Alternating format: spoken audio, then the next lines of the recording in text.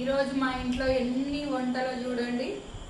భక్షాలు, కట్మిర్చి వేడివేడిగా, ఇది వెల్లిపాయ కారము చాలా బాగుంది, ఇది చింతపండు కారము, అండ్ ఇది చింతకాయ చట్నీ మనం ఊరగాయలాగా దంచుకొని పోసి పెట్టినాము, అండ్ ఇది పప్పు, ఇది గోర్చిక్కడు చాలా పీచు ఉంటుంది, చాలా బాగుంటుంది, ఇది సాంబారు, అండ్ అది చూపించండి ఇక్కడ ఇవ్వండి, ఇది అన్నము, ఇది వంకాయ కర్రీ, అండ్ అది అది అది పచ్చి పులుసు.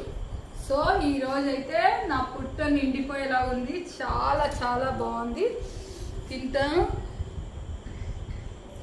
సూపర్ అదిరిపోయింది. ఇన్ని వంటలు మీరు కూడా చేసుకొని తినండి.